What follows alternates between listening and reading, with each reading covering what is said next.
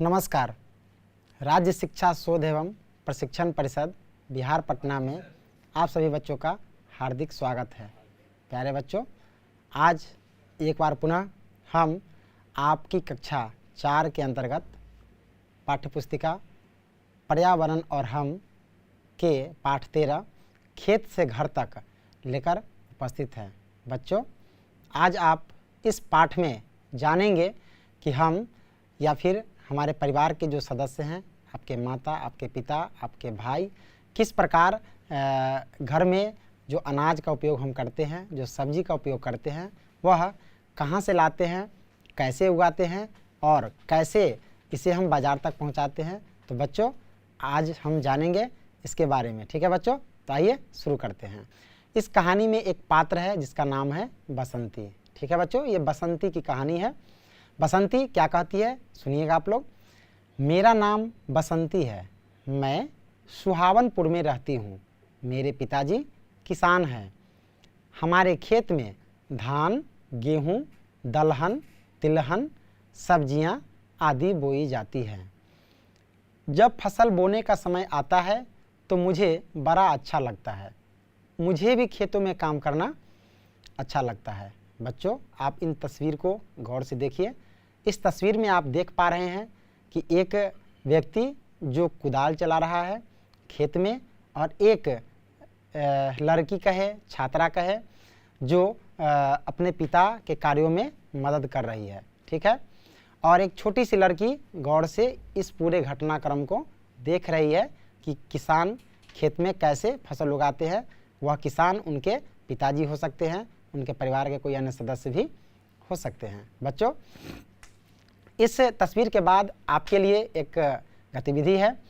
आपके गांव में कौन कौन सी सब्जियां, दाल, फल तथा अनाज उगाए जाते हैं, उसकी सूची आपको इसमें अंकित करनी है।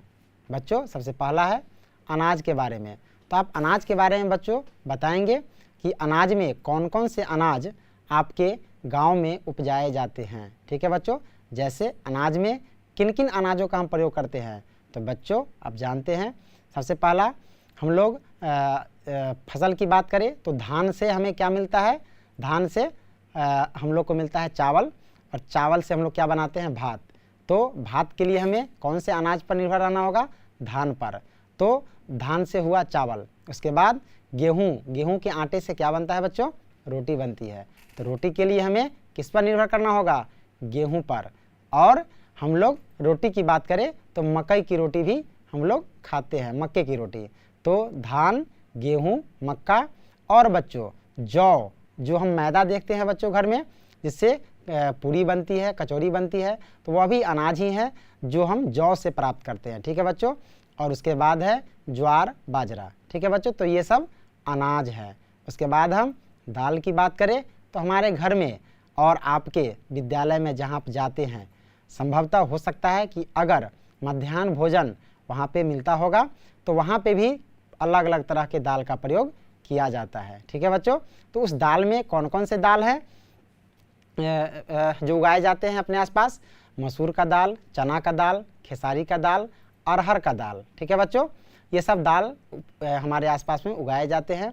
फल की अगर बात करें तो ये फल मौसमी होते हैं, मौसम के अनुसार। कुछ फल होते हैं जो ठंड के मौसम में मिलते हैं, कुछ फल होते हैं जो गर्मी के मौसम में, कुछ फल होते हैं जो बरसात के मौसम में। ठीक है बच्चों, तो फल में कई तरह के हो सकते हैं, जिसमें कुछ फल हैं जो अपने यहाँ नहीं उगाए जाते हैं, उसे हम अन्य राज्यों से प्राप्त करते हैं। जैसे हम सेब का नाम जानते हैं, सेब है, नाशपाती है, नारंगी है। ये सब के लिए जो फसल होती है वह अपने राज्य में अधिकतर नहीं होती है, ये अन्य राज्यों से मंगाए जाते हैं। तो ये फसल हमारे यहाँ नहीं होते हैं। तो फसल में कौन कौन, तो आम की खेती हमारे यहाँ होती है। आम, लीची, केला, पपीता, कटहल, उसके बाद अमरूद, ये सब कुछ ऐसे फल हैं जो हमारे आसपास उगाए जाते हैं। ठीक है बच्चों, आगे है सब्जी के बारे में। तो सब्जी में आपका सबसे पसंदीदा अगर है तो वो होगा आलू। ठीक है बच्चों, तो आलू 12 महीने, मतलब हमेशा हम दुकान पे जाएं तो उपलब्ध मिलता है, और उससे हम लोग बहुत से व्यंजन बनाते हैं। ठीक है बच्चों, तो सब्जी में सबसे बेहतर अगर आपको लगता है तो वो आलू है, लेकिन आपको पता है हमें सब्जी में हरे और पत्तेदार सब्जियों का अधिक प्रयोग करना चाहिए। तो वो कौन से सब्जी हैं जो हरे हैं और पत्तीदार है, जिसमें अगर सब्जी की बात करें हम लोग तो परवल हो गया, फूल गोभी, पत्ता गोभी, मटर, बैगन, करेला। ठीक है बच्चों, ये सब ऐसे सब्जी हैं जो हरे हैं और पत्तेदार के लिए हमें क्या करना होगा, पालक के पत्तों का उपयोग करना होगा। ठीक है बच्चों, तो ये पत्तेदार सब्जियों के अंतर्गत ये सब आएंगे। ठीक है बच्चों, अब आगे देखते हैं। पिताजी बताते हैं कि फसल अच्छी हो इसके लिए बहुत मेहनत करनी पड़ती है। जी हाँ बच्चों, फसल उगाने के लिए बहुत ही मेहनत करने पड़ते हैं। हम आसानी से जो रोटी भात खाते हैं, जो थाली में मेरी माँ परोसती है, वह ऐसे ही नहीं परोसती है, उसे तैयार करने के लिए बहुत मेहनत करना पड़ता है। और आपको जानकर बहुत खुशी होगी कि वह फसल कहाँ उगाए जाते हैं, खेत में। और इस पाठ में आपने पहले भी जाना, खेत से घर तक। तो खेत से फसल उगते हैं और वह कहाँ तक आते हैं, घर तक आते हैं। और खेत से फसल को घर तक आने में जो भी प्रक्रियाओं से गुजरना पड़ता है, आज हम उन सब के बारे में जानेंगे और जान रहे हैं। ठीक है बच्चों, तो पिताजी ने क्या कहा, फसल अच्छी हो इसके लिए हमें बहुत मेहनत करनी पड़ती है। सबसे पहले फसल को बोने के लिए खेत की जुताई करनी पड़ती है। समझते हैं ना बच्चों, खेत को जोतने के लिए अर्थात मिट्टी को ढीला करना पड़ता है। अगर मिट्टी ढीला होगा तो क्या होगा, उसमें जो हम बीज बोएंगे वह आसानी से नमी के कारण उगेगा। ठीक है बच्चों, उगेगा, उसके बाद ही फसल तैयार हो पाएगी। इसीलिए ज़रूरी है फसल उगाने से पहले कि हमें अच्छी तरह से क्या करना होता है, खेत की जुताई करनी पड़ती है।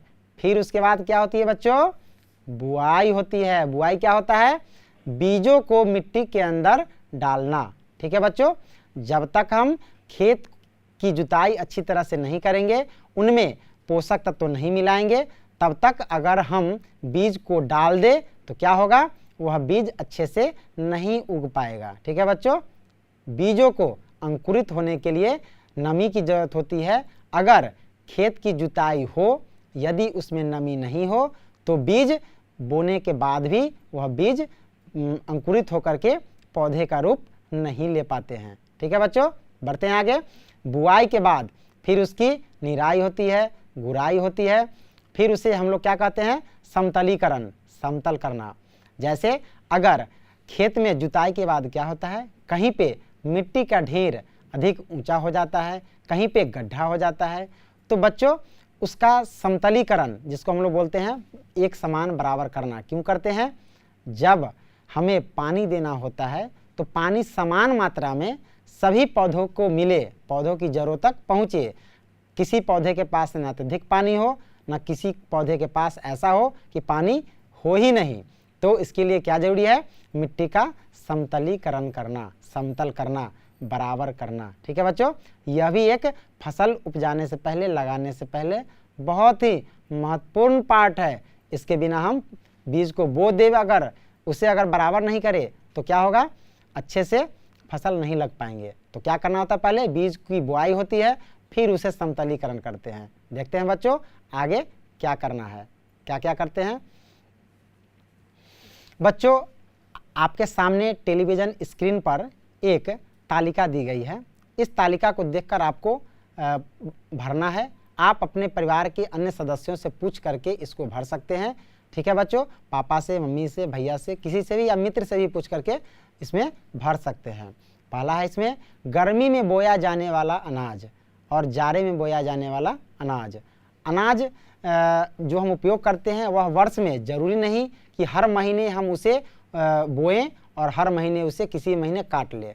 उसका एक समय निर्धारित होता है। जो बीज गर्मी में बोए जाएंगे स्वाभाविक है कि वह पक करके ठंड में तैयार होगा, और जो ठंड में बोए जाएंगे वह गर्मी में पक करके तैयार होगा।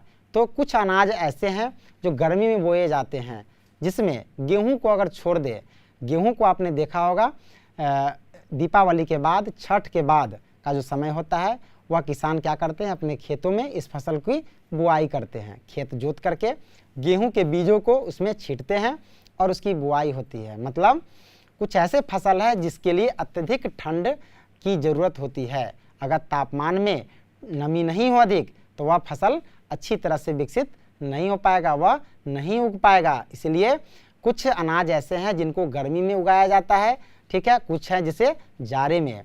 बच्चों बात करें तो फसल हमारे लिए 3 तरह के होते हैं। कुछ गर्मी में उगाए जाते हैं, कुछ ठंडा में और कुछ बरसात के मौसम में भी। जैसे धान के बारे में आप जानते हैं, धान बरसात के मौसम में ही उगाए जाते हैं, लेकिन उसके लिए क्या होता है कि पानी की ज़रूरत पड़ती है। तो किसान या तो बारिश होने का इंतज़ार करते हैं या फिर जल के अन्य स्रोत से पानी की व्यवस्था करते हैं।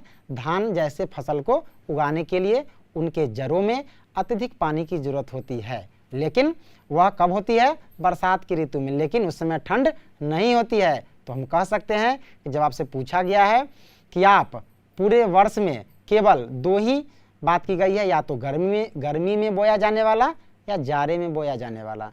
तो गर्मी की अगर बात करेंगे तो धान का भी हम लोग गर्मी वाले बोए जाने वाले अनाज की श्रेणी में रख सकते हैं, ठीक है। कुछ मक्के भी हैं, अरहर भी हैं, ठीक है, जौ है, बाजरा है, ये सब। और ठंड में खास के अनाज में गेहूं, ठीक है, उसके बाद दलहन, उसके बाद तिलहन, उसके बाद एक और है अलसी जिसे हम लोग बोलते हैं, ठीक है बच्चों। तो उसे भी हम लोग क्या करते हैं, ठंड के मौसम में ही बोते हैं और गर्मी के मौसम में उसे फसल को, जो तैयार फसल है उसे काटते हैं और उससे अनाज के दानों से उसके भूसे को अलग करते हैं, अनाज को अलग करते हैं, ठीक है बच्चों। आगे देखते हैं, धान की खेती कैसे होती है, इस क्रम को लिखिए। बच्चों इसमें जो भी बातें बताई गई है उसको आपको क्रम से सजाना है। पहले तो आपको जानकारी होनी चाहिए, क्योंकि आप अपने पिताजी के साथ खेत खलिहान में ज़रूर कभी गए होंगे उनके साथ देखने के लिए कि फसल की तैयारी कैसे होती है। अगर आपको जानकारी है तभी आप इस जो प्रक्रिया है धान रोपने की उसके बारे में आप बता सकते हैं, ठीक है बच्चों। कुछ बच्चे आपके बीच ऐसे होंगे जिसमें उन्हें जानकारी नहीं है, वो कुछ लिख सकते हैं। तो जो विकल्प दिए गए हैं बच्चों उसमें क्या है, कटनी है, रोपनी है, मैजनी है, ओसौनी है, निकाई है, जुताई है, पटवन है, धान की बुआई है, बिचरे तैयार करना है। बच्चों इसमें बहुत ऐसे शब्द हैं जो आसानी से गांव समाज में, आपके परिवार में लोग प्रयोग नहीं करते हैं। कुछ शब्द कठिन हैं जिसके अर्थ आप नहीं भी जानते होंगे, लेकिन जो आप जानते हैं उस आधार पर कम से कम आप उसको पूरा करने का प्रयास करेंगे, ठीक है बच्चों। तो सबसे पहले धान के बारे में आप जानते हैं, कुछ फसल ऐसे होते हैं जिसे हम डायरेक्ट सीधे बीज को ही मिट्टी के अंदर डालते हैं और उससे हम फसल तैयार कर लेते हैं, लेकिन कुछ ऐसे अनाज होते हैं जिसको बीज का छिड़काव करके फिर उसके बाद उसके नन्हे पौधों को उखाड़ कर हम दूसरे स्थानों पर समान दूरी पर रोपने का काम करते हैं। तो ये धान का फसल भी कुछ ऐसे ही उगाया जाता है। धान के लिए किसान को सबसे पहले क्या करना होता है, सबसे पहले तो धान की बुआई के लिए खेत तैयार करना होता है, ठीक है बच्चों। अब खेत तैयार दोनों ही चरण में होता है। जब किसान धान का बिचरा तैयार कर रहे होते हैं तो उससे पहले भी खेत को तैयार करना होता है, ठीक है। मिट्टी में नमी भी हो इसका भी ध्यान रखना होता है।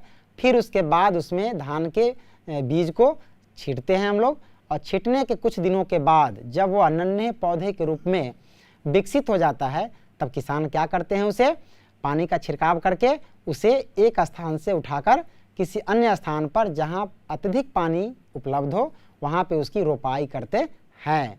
तो सबसे पहले किसी भी परिस्थिति में क्या करना होगा बच्चों, हमें सबसे पहले खेत की जुताई करना होगा, मतलब खेत की मिट्टी को तैयार करना होगा। जुताई करेंगे और उसमें पोषक तत्वों को मिलाएंगे आवश्यकता अनुसार, ठीक है बच्चों। जिस तरह से हमें जीवित रहने के लिए हमें ऊर्जा की ज़रूरत होती है, और ये ऊर्जा कहाँ से प्राप्त होती है बच्चों, जो भी हम लोग खाद्य पदार्थ भोजन के रूप में ग्रहण करते हैं उसमें पोषक तत्व होते हैं, और उन पोषक तत्वों से हमें विभिन्न प्रकार की ऊर्जा प्राप्त होती है जिससे हम चल पाते हैं, बोल पाते हैं, दौड़ पाते हैं, किसी भी प्रकार की क्रिया कर पाते हैं, काम कर पाते हैं। ठीक उसी प्रकार जीवित रहने के लिए, स्वस्थ रहने के लिए पेड़ पौधों को भी पोषक तत्वों की ज़रूरत होती है।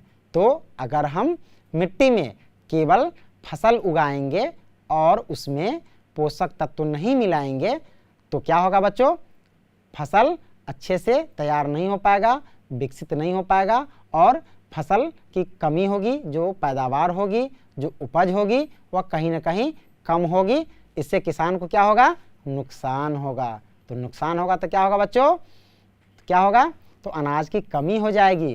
जिस प्रकार अगर हम पोषक तत्व युक्त भोजन नहीं करें तो हम क्या होता है, बीमार हो जाते हैं, बहुत से रोगों से ग्रस्त हो जाते हैं। और जब रोगों से ग्रस्त हो जाएंगे तो ना हम अच्छे से खेल पाएंगे, ना पढ़ पाएंगे, कोई भी काम नहीं कर पाएंगे। उसी तरह से पेड़ पौधे भी स्वस्थ रहेंगे तभी उसमें उपज अधिक होगी, उनके पैदावार अधिक होगी, तब जाके किसान खुश होंगे। तो किसान को भी ध्यान रखना चाहिए क्या, कि जब हम फसल तैयार करें तो उसके लिए अच्छे से पहले क्या करना होगा, खेत की जुताई करना होगा।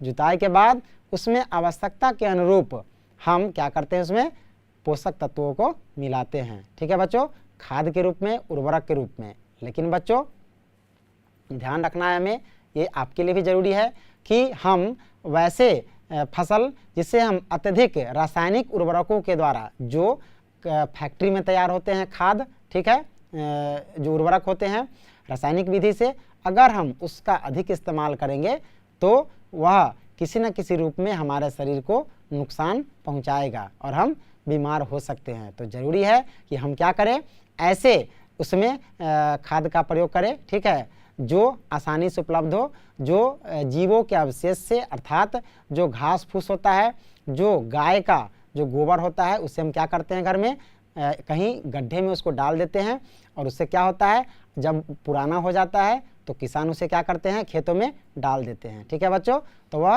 हम क्या बोलते हैं, जैविक खेती, मतलब जीवों के अवशेषों को मिट्टी में पोषक तत्वों की प्रतिपूर्ति के लिए, उसमें उपलब्ध कराने के लिए जीवों के अवशेषों को उसमें डालते हैं। ठीक है बच्चों, तो ध्यान रखेंगे कि फसल लगाने में हमें अत्यधिक रासायनिक उर्वरकों का प्रयोग नहीं करना है। लेकिन आज के समय में फसल उगाने के लिए, पोषक तत्व की पूर्ति के लिए अत्यधिक मात्रा में हमें रासायनिक उर्वरक मिलाने पड़ते हैं। जो वैज्ञानिक पद्धति से खेती होती है उसमें यह सुझाव दी जाती है कि आप फसल तैयार होने के लिए फसल को जिन जिन पोषक तत्वों की ज़रूरत है उसकी पूर्ति जब तक आप मिट्टी में नहीं करेंगे तब तक आपके फसल की पैदावार अच्छी नहीं होगी। सोचिए बच्चों, आपके परिवार में 5 सदस्य हैं, इस तरह से आपके गांव में अगर 50 परिवार है तो गुना कर दीजिए, कितने लोग हो गए।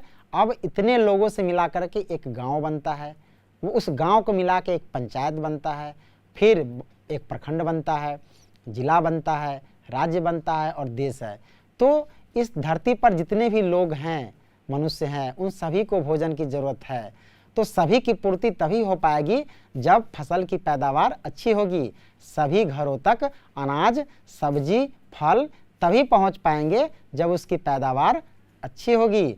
जब किसान कम समय में, अर्थात निर्धारित समय में फसल की उपज अच्छी तरह से करेंगे तभी सभी लोगों को उचित मात्रा में फल, सब्जी और अनाज मिल पाएंगे। तो इसके लिए क्या करना होगा हमें, हम लोग क्या करते हैं, आपके पिताजी वैज्ञानिक पद्धति से खेती करते हैं। ठीक है बच्चों, तो धान की खेती करने के लिए क्या करते हैं किसान, बीजों का चयन करते हैं और वह बीज कम समय में फसल तैयार हो जाए और उससे से अधिक पैदावार हो, वैसे बीज का चयन करते हैं। तो धान की रोपनी के लिए क्या करना होता है बच्चों, सबसे पहले हमें खेत की जुताई करनी है, उसमें पोषक तत्वों को मिलाना है, फिर उसके बाद उसे क्या करना है, समतलीकरण करना है और बिचरा तैयार होने का इंतजार करना है। ठीक है बच्चों, धान के बीज से जो बिचरा तैयार होगा उसे हम क्या करेंगे, पर्याप्त मात्रा में उखाड़ कर किसी अन्य खेत में जहाँ पे हमको इसे लगाना है। बिचरा वाला जगह थोड़ा सा होता है जहाँ पे हम लोग बीज को तैयार करते हैं, लेकिन जहाँ पे इसे रोपते हैं वहाँ पे एक समान दूरी पर हमें रोपना होता है। उससे विकसित होने के लिए, पौधे को बढ़ने के लिए दूरी की ज़रूरत होती है। तो क्या करते हैं, फिर उसकी जुताई अलग होती है, उसमें पानी की मात्रा अधिक होनी चाहिए, या तो अत्यधिक बारिश के कारण पानी का जमाव हो, या फिर हम लोग पंप सेट के माध्यम से या फिर कृत्रिम तरीके से नल जल के माध्यम से, जैसे भी हो, हम लोग पानी की पूर्ति उसमें अच्छी तरह से करते हैं, क्योंकि धान ही एक ऐसा फसल है जिसके लिए पानी की अत्यधिक ज़रूरत होती है, और इतनी भी अत्यधिक नहीं कि पूरा फसल डूब जाए, तो हो सकता है कि फसल बर्बाद भी हो सकता है। नियमित समय पर, एक अंतराल पर पानी उसके जड़ों तक पहुंचना चाहिए बच्चों, ठीक है।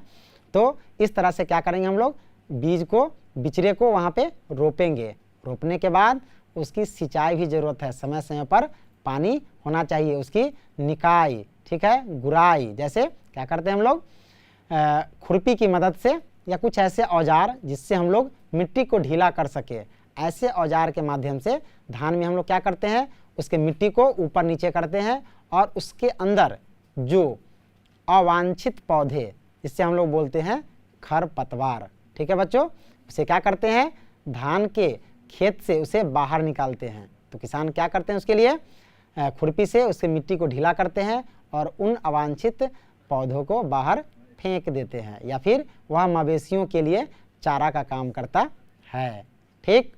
उसके बाद क्या होगा, पौधे तैयार होंगे, उसके बाद क्या होगा, उसकी कटनी होगी। कटनी के बाद उसे हम लोग क्या करते हैं, अपने ऐसे जगह पे ले जाते हैं जहाँ पर उसे भूसा अलग और धान को अलग करने का काम करते हैं, ठीक है बच्चों।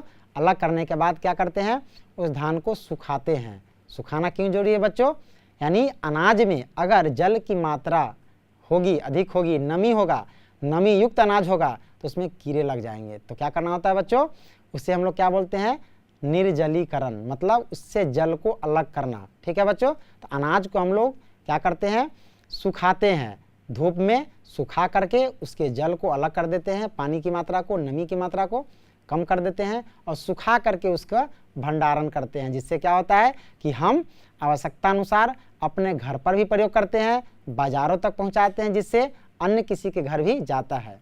क्या बच्चों, आपने कभी सोचा है, अगर आपके पिताजी धान की खेती करते हैं तो हो सकता है वह दाल की खेती नहीं करते हैं, वह तेल की खेती नहीं करते हैं, तिलहन की खेती नहीं करते हैं, तो आपके पास ये कहाँ से आता है।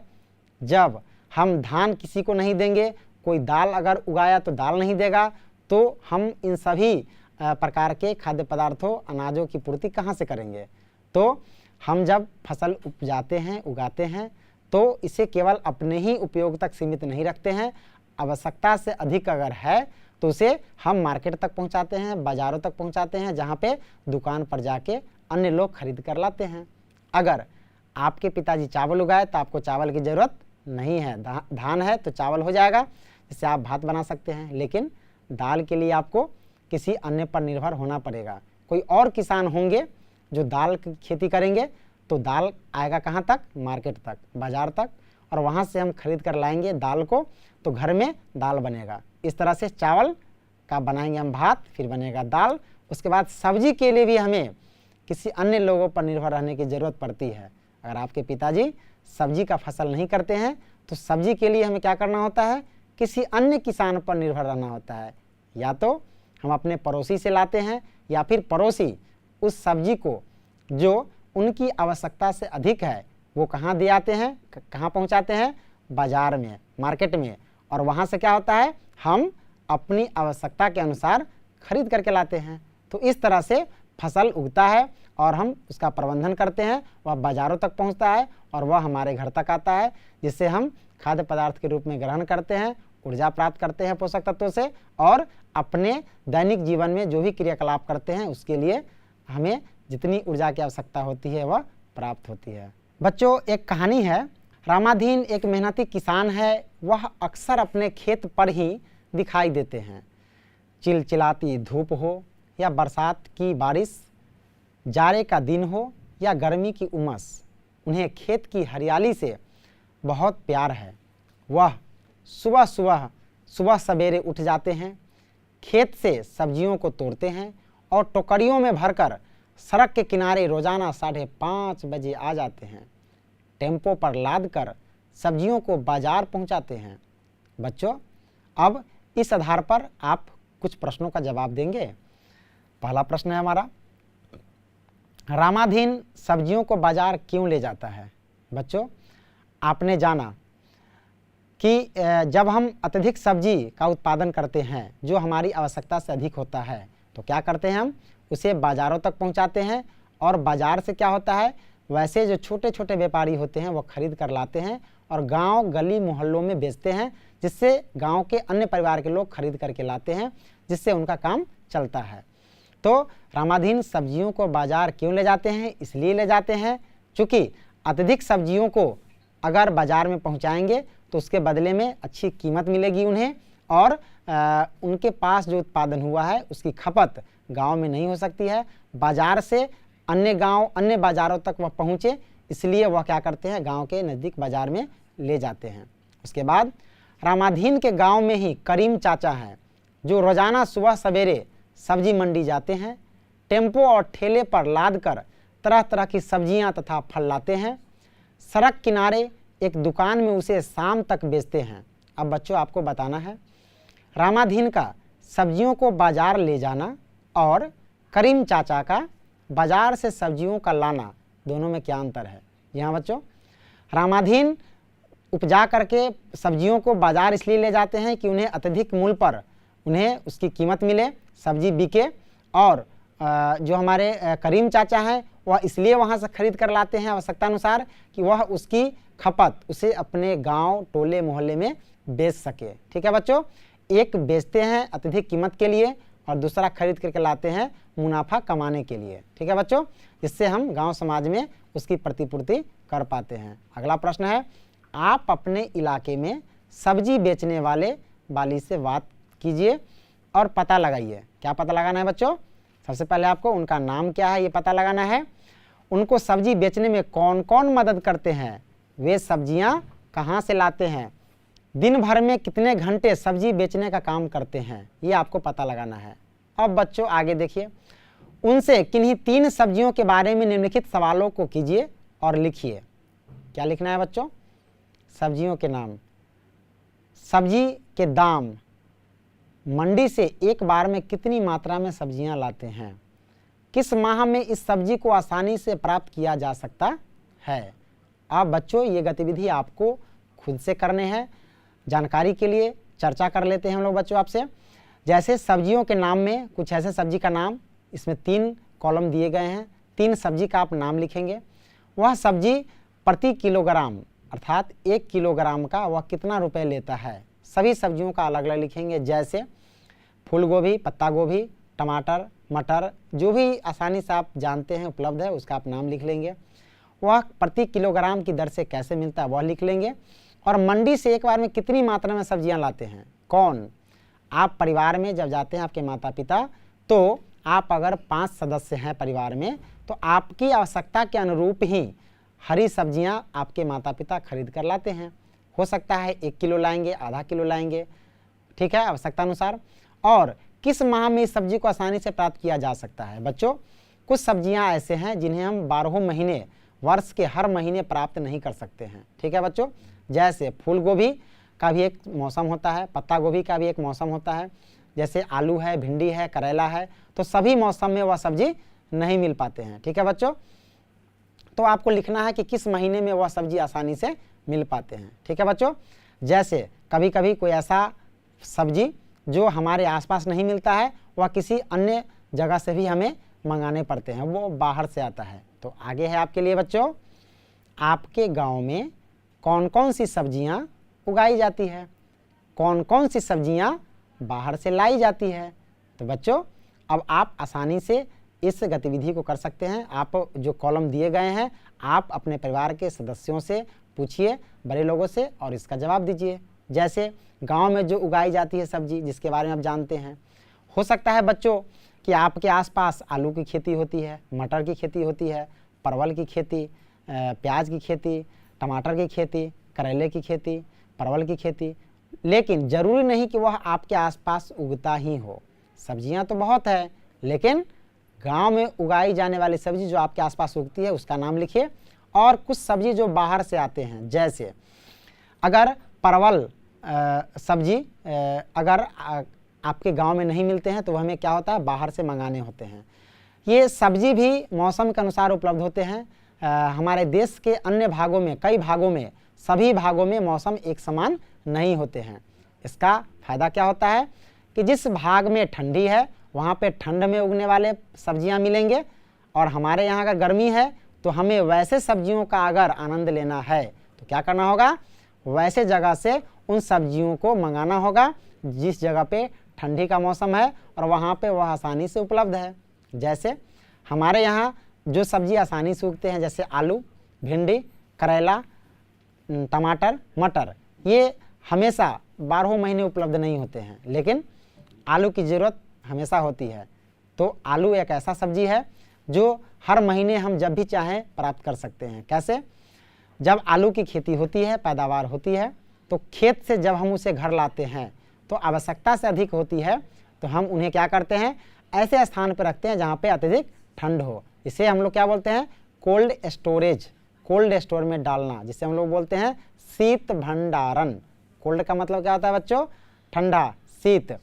तो ठंडे जगहों पे हम उस आलू का भंडारण करते हैं और 12 महीने आसानी से उपलब्ध कराते रहते हैं। ठीक है बच्चों? तो हमारे यहाँ अगर अधिक आलू हुई तो वो दूसरे राज्यों में उसका हम लोग क्या करते हैं, निर्यात करते हैं। अगर हमारे यहाँ आलू की कमी हो गई तो दूसरे राज्यों से आयात करते हैं। आयात मतलब मंगाना और निर्यात मतलब भेजना। ठीक है बच्चों, पहुँचाना। ठीक है बच्चों, बढ़ते हैं आगे। आपने देखा कि भोजन बनाने में विभिन्न तरह के मसालों का उपयोग होता है। आपके घर के रसोई घर में कौन कौन से मसाले हैं उसकी एक सूची बनाइए। ठीक है बच्चों, अब आपको बताना है मसाले में कौन कौन से मसाले हैं जिसका उपयोग आपके घर में होता है। जैसे सब्जियां बनाने के लिए आप देखते होइएगा कि आपकी माँ सब्जी के लिए किन किन मसालों का प्रयोग करती है। हल्दी, धनिया, मिर्च, या इसके अतिरिक्त वैसे मसाले इलायची, लौंग, केसर, उसके बाद जीरा, मंगरैला, पचफोरना, ये ऐसे मसाले हैं जिसका उपयोग हम लोग घर में करते हैं। हो सकता है आपके यहाँ इसे किसी अन्य नाम से भी लोग जानते होंगे। तो आपने जाना कि भोजन बनाने में अर्थात सब्जी स्वादिष्ट हो, इसके लिए हम लोग मसाले का प्रयोग करते हैं और अपने रसोई घर में ये उपलब्ध कराते हैं। तभी तो आपकी माँ स्वादिष्ट सब्जी बना पाती है। तो स्वादिष्ट सब्जी के लिए मसाले भी उपलब्ध होने चाहिए। उसकी सूची बनाना है आपको, आप अब बना सकते हैं। उसके बाद अगला प्रश्न है आपका बच्चों, इन मसालों में से कुछ आपके आसपास उपजते होंगे और कुछ बाहर से लाए जाते होंगे। इनके नाम सारणी में भरिए। बच्चों, आसपास उपजने वाले मसाले जैसे आपने देखा होगा कि हल्दी, मिर्च, धनिया, ये 3 ऐसे मसाले हैं जो आसानी से आपके आसपास मिल जाते हैं। लेकिन बाहर से जो मंगाने की बात होती है, जैसे जीरा है, पचफोरना है, मंगरैला है और उसके बाद इलायची है, जो हम लोग गरम मसाला के रूप में प्रयोग करते हैं। उसमें बहुत से ऐसे मसाले होते हैं जिनका वह मिश्रण होता है, जिसके नाम आप आसानी से नहीं जानते हैं। ठीक है बच्चों, तो उसमें जो भी मसाले का प्रयोग होता है वह सब हम लोग बाहर से मंगाते हैं। उसके बाद आगे है बच्चों, शिक्षक की मदद से पता लगाइए कि बाहर से आने वाले उन मसालों का उत्पादन किन राज्यों में होता है। बच्चों, जैसा कि आपने जाना कि हमारे आसपास हल्दी, धनिया, मिर्च ये आसानी से उपलब्ध हो जाता है। इसके लिए किसान खेती भी करते हैं, लेकिन बहुत कम मात्रा में होता है। तो हम लोग क्या करते हैं, वैसे मसाले जिनकी अत्यधिक ज़रूरत है वो हम लोग अन्य राज्यों से मसाले मंगाते हैं। इसके लिए हमारे जो पड़ोसी राज्य हैं वहाँ पे इन मसालों का उत्पादन अधिक होता है। मसालों के उत्पादन में आपने केरल राज्य का नाम सुना होगा। केरल में मसालों का अत्यधिक उत्पादन होता है, राजस्थान में भी होता है, पश्चिम बंगाल में भी होता है, उड़ीसा में भी होता है, आंध्र प्रदेश में भी होता है। ठीक है बच्चों, उत्तर प्रदेश में भी होता है। तो वैसे मसाले जिनका उत्पादन हमारे यहाँ होता है, हम उसका निर्यात करते हैं, अर्थात दूसरे राज्यों में आपूर्ति करते हैं और वहाँ से वह मसाले जिसकी ज़रूरत हमें है और वह हमारे यहाँ उपलब्ध नहीं है, उसका हम लोग आयात करते हैं, अर्थात दूसरे राज्यों से मंगाते हैं। तो आपने जाना कि बहुत से ऐसे मसाले हैं जिनका हम लोग आपूर्ति किसी अन्य राज्य से करते हैं, तब जाके ये मसाले हमारे घर में रसोई में आ पाते हैं। ठीक है बच्चों, देखते हैं आगे कि हम खाने के लिए जितनी भी चीज़ों का उपयोग करते हैं उसे उपजाने और हम तक पहुंचाने में कौन कौन लोग सहायता करते हैं। अनाज के बोने में कौन सहायता करते हैं, जैसे अगर आपके पिताजी किसान है तो बोने के लिए ज़रूरी नहीं कि अत्यधिक अधिक भूमि में अगर आपको फसल उगाना है तो उसके लिए मजदूर आपकी मदद करते हैं। बोने से तैयार होने तक में भी आपके पिताजी किसान हैं तो आपके पिताजी को मजदूर मदद करते हैं। तैयार होने से बाज़ार पहुंचने में भी आपके पिताजी की मदद मजदूर करते हैं। और बाज़ार से आपके घर तक लाने के लिए क्या होता है, आप खुद आपके परिवार के सदस्य जाते हैं और बाज़ार से खरीद करके लाते हैं और इसका उपयोग करते हैं। तो देखा बच्चों आपने, आज हमने खेत से घर तक शीर्षक के माध्यम से बहुत ही रोचक जानकारी प्राप्त की और ये बहुत ही महत्वपूर्ण है, उपयोगी है। आपको भी बच्चों अच्छा लगा होगा। आप अपने परिवार के सदस्यों के साथ इसकी चर्चा जरूर कीजिएगा और अपने परिवार में जो स्वादिष्ट व्यंजन बनते हैं उनमें किन किन मसालों का प्रयोग होता है, किन किन अनाजों का प्रयोग होता है, ये आपने अच्छी तरह से जाना।